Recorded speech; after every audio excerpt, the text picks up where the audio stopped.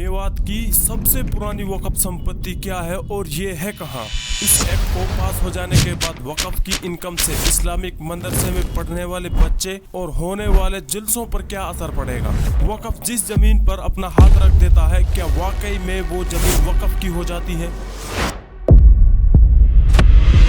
मस्जिद कुबा यही वो मस्जिद है जो वक़्फ़ की सबसे पहली संपत्ति है, जिसे साल 622 में बनाया गया था। जब पैगंबर मोहम्मद सल्लल्लाहु अलैहि वसल्लम को नबूवत मिली थी, तब पैगंबर मोहम्मद सल्लल्लाहु अलैहि वसल्लम मक्का से मदीना की ओर हिजरत कर गए। तो सबसे पहले कुबा नाम का एक गांव था जहां पैगंबर कुछ वक्त के लिए रुका हुआ था। इस कुबा गांव में कुलथुम नाम का एक सहाबी था जिसके घर पर पैगंबर रुका हुआ था। सहाबी उसको कहा जाता है जो पैगंबर को देखकर ईमान लाए थे। कुबा गांव में पैगंबर लगभग 22 दिन तक रुका था। इस गांव में नमाज अदा करने के लिए एक ऐसी जगह तलाश करने लगे जहां पैगंबर और कुबा गांव के लोग नमाज अदा कर सके। तो इन्होंने इस बस्ती की सबसे पाक और उम्दा जमीन को मस्जिद की तामीर के लिए चुना। जिस जगह को मस्जिद के लिए चुना गया था, इस जगह पर मिरबाद था जहाँ खजूरों को सुखाया जाता था। फिर पैगंबर ने फरमाया कि इस जमीन को इसके मालिकों से खरीद लो, और इस जमीन को खरीदने की जिम्मेदारी हजरत अली रज़ियल्लाहु अन्हु ने अपने जिम्मे ले ली और कुबा गांव वालों से कहा कि हमें ये जमीन चाहिए। और ये जमीन कुबा के 2 अनाथ बच्चों की थी,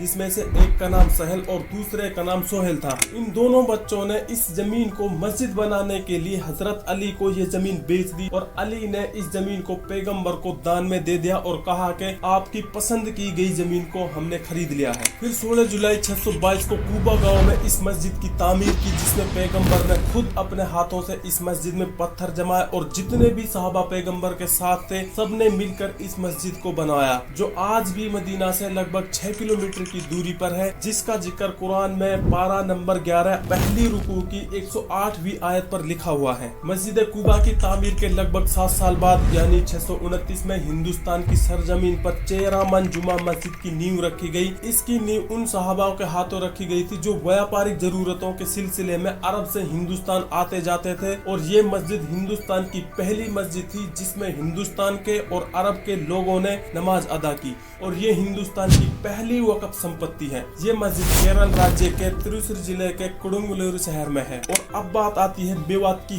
सबसे पुरानी वक्फ संपत्ति की। वैसे तो मेवात में इस्लाम का असर महमूद गजनवी के हमलों के वक्त शुरू हुआ, लेकिन मेवात की पहाड़ियों में इस्लाम साल 1002 में पहुंचा। इस वक्त तक कुछ मेव लोगों ने इस्लाम धर्म को अपना लिया था, हालांकि कुछ मेव पहले से ही इस्लाम धर्म को फॉलो करते आ रहे थे। सभी मेव इस्लाम धर्म को अपनाने के बावजूद भी अपनी पुरानी परंपराओं को भी साथ लेकर चल रहे थे। इन्होंने अपनी इबादत के लिए छोटी छोटी इबादत गाह बनाई। ये इबादत गाहें उनकी आस्था का प्रतीक थी, लेकिन वक्त के साथ ये नष्ट हो गई। खासकर जब पृथ्वीराज चौहान को हिंदुस्तान का हुक्मरान बनाया गया तो इबादत गाहों पर आफत आ गई। पृथ्वीराज चौहान ने मेवों को फिर से हिंदू धर्म को अपनाने का दबाव बनाया। इससे मेवात की धार्मिक पहचान पर भी गहरा असर पड़ा था। पुरानी इबादत गाहें जो कभी अल्लाह की इबादत करने की जगह हुआ करती थी, ये या तो वक्त की मार से मिट गई या संघर्ष में नष्ट हो गई। ये कहानी मेवात के उन पहले वक्फ जगहों की है जो कभी इबादत और शांति का प्रतीक थी। लेकिन आज के हिसाब से देखा जाए तो मेवात की सबसे पुरानी वक्फ संपत्ति नूहू शहर के करीबी और अरावली की दामन में बसा हुआ पल्ला गांव, जहाँ शेख मूसा की दरगाह है जो करीब 693 साल पुरानी है। हजरत ख्वाजा शेख मूसा वैसे तो दिल्ली के रहने वाले थे और इस्लाम की दावत को लेकर यहाँ तक आए, और इसका इंतकाल करीब 1332 या 1333 में हुआ था। फिर 23 मार्च 1351 को हिंदुस्तान की गद्दी पर एक ऐसा हुक्मरान बैठा जिसने मेवात को सुधारने की बेहद कोशिश की, जिसने मेवों की बहादुरी को देखकर मेवों को अपने करीब बिठाया, जिसका नाम फिरोज शाह तुगलक था। फिरोज शाह तुगलक के दौर में मेवात में इस्लाम धर्म को लोगों ने बेशुमार तादाद में कबूल किया था। तब फिरोज शाह तुगलक ने मेवात में जगह जगह पर मस्जिदें बनवाई, जिसमें सोना की 12 खंबा मस्जिद भी तुगलक दौर में बनाई गई थी। करीब 1386 में इसको बनाया गया था। और कोटला गांव की मस्जिद जो 1392 में बनाई गई थी, जो आज भी अपनी असली शक्ल में मौजूद है। शेख मूसा की दरगाह के पास एक मस्जिद है जो तुगलक काल की शैली से बनी हुई है। मेवात की सबसे पहली वक्फ संपत्ति के बारे में सटीक जानकारी या ठोस प्रमाण किसी के पास नहीं है, और मेवात के लोग धीरे धीरे इस्लाम को अपनाते गए और अपनी जमीनों को वक्फ करते रहे। और आज मेवात में 2218 वक्फ संपत्ति है जो पूरे हरियाणा में सबसे ज्यादा है। जिस प्रकार आज भी वक्फ के साथ छेड़छाड़ का सिलसिला चल रहा है। ये ब्रिटिश शासनकाल में भी था। साल 1857 में मेयो अंग्रेजों के अव्वल नंबर के दुश्मन थे और अंग्रेजों ने लगभग 1300 से ज्यादा वक्फ संपत्ति को जब्त कर लिया। ब्रिटिश सरकार ने जितने भी एक्ट वक्फ के लिए बनाए थे, इनको आप वीडियो को रोक कर पढ़ सकते हो। जितने भी कानून ब्रिटिश सरकार ने बनाए थे, सबका मकसद ये था कि जितनी भी वक्फ की इनकम है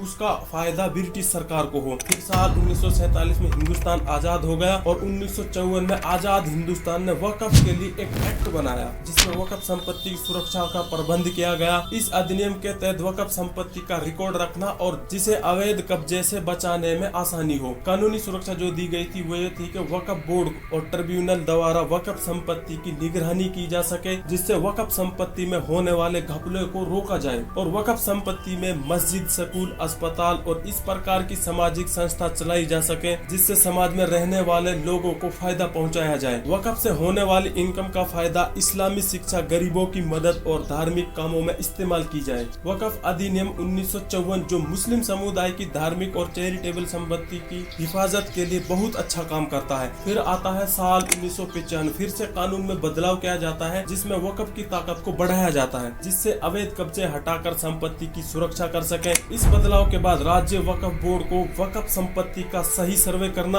और उनका डिजिटल रिकॉर्ड रखना जरूरी हो गया जिससे अवैध कब्जे को रोका जाए और वक्फ ट्रिब्यूनल की स्थापना की गई जिसमें विवादों को जल्दी सुलझाने के लिए वक्फ ट्रिब्यूनल बनाया गया जिसमें वक्फ संपत्ति के मामलों को जल्दी निपटाया जाए। 1995 के बदलाव ने वक्फ प्रशासन को ज्यादा साफ, बेहतर और मजबूत बना दिया और आज जिसके बारे में ये गलत अफवाहें उड़ाई गई है कि वक्फ जिस जमीन पर हाथ रख देता है वो वक्फ की हो जाती है। अगर ऐसा होता तो वक्फ बोर्ड ने ताजमहल पर भी दावा किया था कि ये वक्फ की संपत्ति है जिसे शाहजहां ने वक्फ किया था, लेकिन हाई कोर्ट ने इस दावे को खारिज कर दिया और कहा कि अगर आपके पास इससे जुड़े सबूत हैं जैसे शाहजहां के वक्त के दस्तावेज जिन पर उनकी हस्ताक्षर और मुगल शाही मोहर हो तो हम मान सकते हैं कि ताजमहल वक्फ की संपत्ति है। इन अफवाहों को लेकर अब साल 2025 में वक्फ के कानूनों में बदलाव किया जा रहा है जिसमें वक्फ की ताकत को कमजोर किया जाएगा। अगर सरकार इसमें पूरे तरीके से कामयाब हो जाती है तो वक्फ को जो नुकसान पहुंचाया जाएगा, इसमें वक्फ की जो इनकम है इसका इस्तेमाल गैर इस्लामिक या सरकारी प्रोजेक्ट में किया जाने लगेगा। सरकारी पॉलिसीज की वजह से वक्फ संपत्ति पर मुकदमेबाजी बढ़ेगी जिससे लंबे समय तक उनका इस्तेमाल करने में रुकावट पैदा हो जाएगी और वक्फ की जो जमीनें हैं उनकी भी कीमतें सस्ती कर दी जाएगी।